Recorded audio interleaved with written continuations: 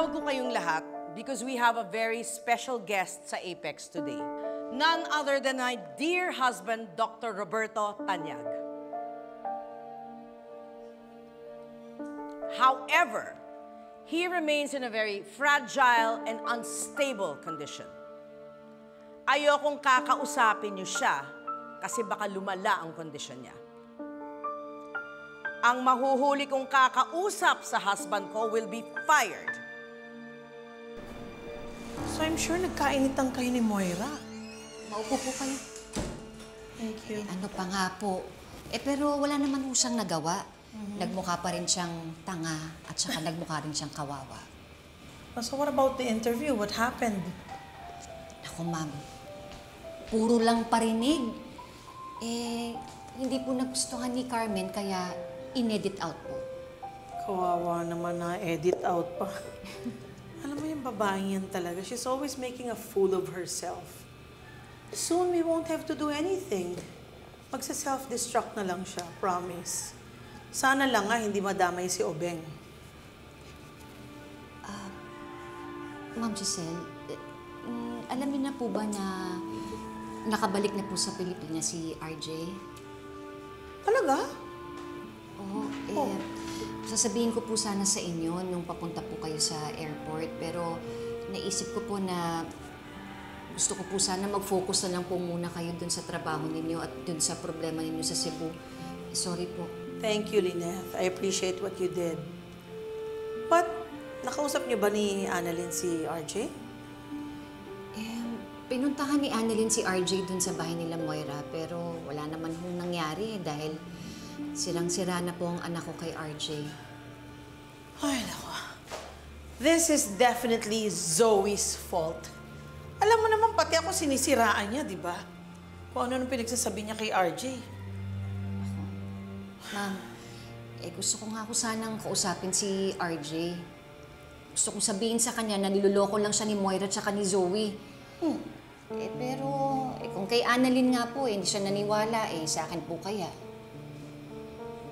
Well, kapatid ko siya. And ate niya pa ako. I'll make sure na makinig sa akin si Obeng. Nako, Ma'am Giselle. Kung ako po sa inyo, ihanda niyo po yung sarili ninyo.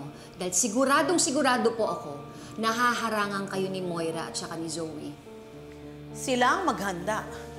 Lalong-lalo na kapag nakausap ko na si Obeng at nasabi ko sa kanya lahat ng kahayupang ginagawa ng mag-inang yan. They better bury themselves in the sand rather than face the wrath of Obeng. That is all. Go back to work. Dumating na pala si Doc RJ? Oo, isang araw pa. Diba? Ay, hindi pala namin na-share sa inyo yung chika ko. Saan niyo naman nasagap yan? Kay Regan. Oo, sa kanya. Teka lang. Dapat malaman ni Annalyn na pupunta si Doc RJ ngayon. Ay, oo nga. Tawagan natin talaga. Doon tayo. Tara, bili.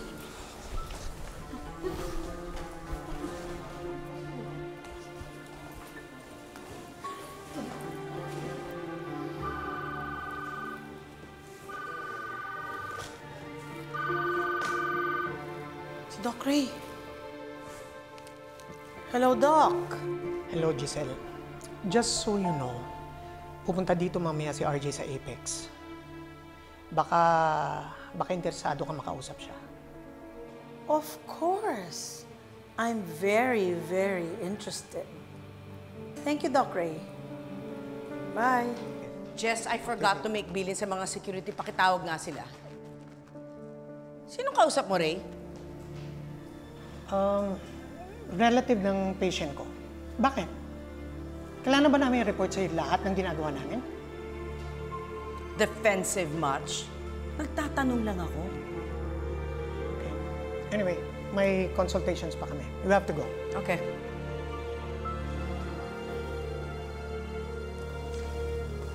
Magbantay kayo ng maigi mamaya, ha?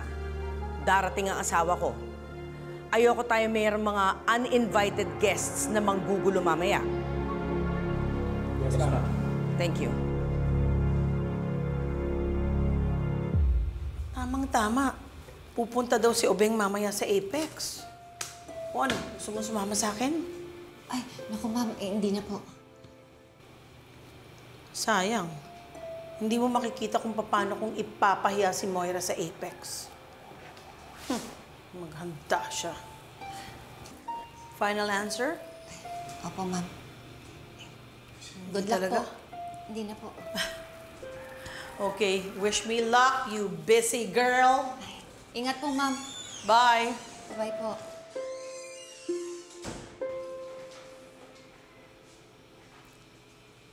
Bibigyan po namin kayo ng gamot, ha?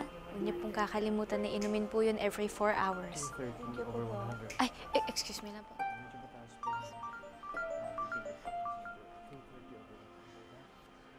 Hello, Karen? Hello, Doc Ananin. Doc, alam mo bang pupunta daw mamaya si Doc RJ dito sa Apex? Halika na, pumunta ka na dito, dali para makausap mo ni tatay mo. Sige Karen, may pasyente pa kasi ako eh. Thank you. Doc, binubok?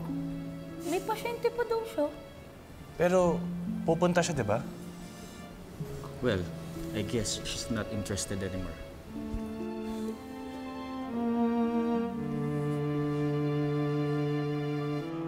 Doc? Are you okay? Nasa Apex daw po si tatay. Okay. Ano pang hinihintay mo?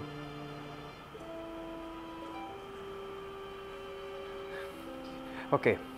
Don't worry, Doktora. I'll cover for you. Go. Dok, alam po ba kung bakit po kami nagbike ni Regan nung isang araw? Kasi yun po yung way ko na makalimutan po yung sakit kada naalala ko po na si tatay po yung nagturo sa akin magbike. Kasi alam ko po hindi niya na ako maaalala eh.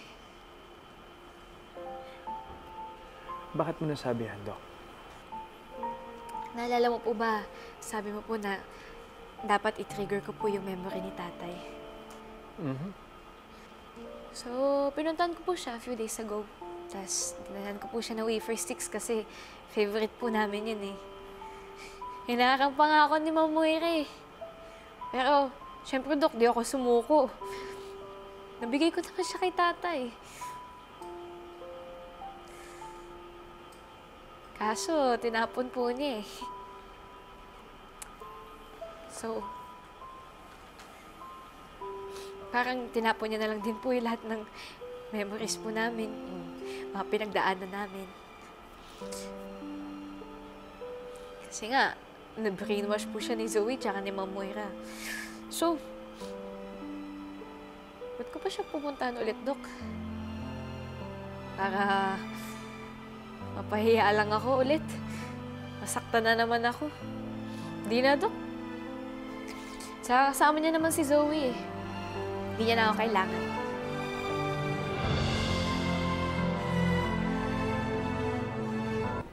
Ladies and gentlemen, I would like you to all welcome my beautiful and amazing daughter, Dr. Zoe Tanyag, and our medical director, Dr. Roberto Jose Tanyag.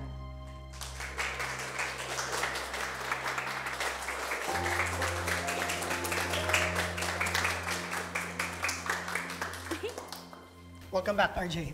I'm Dr. Ray Meneses. Oh, ikaw pala si Ray. I remember you. Yeah. Nag-usap tayo sa phone. We've been friends for over 2 decades now. Nagkasabay tayo during our internship. Naalala mo ba yung... Baka meron pang ibang babate kay Dr. Tanyag. Doc, akala ko ba hindi may give up yung tatay mo?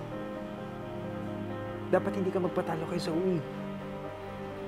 Dahil may mas karapatan ka kaysa sa kanya. Mas may karapatan. Dok, maging totoo po tayo.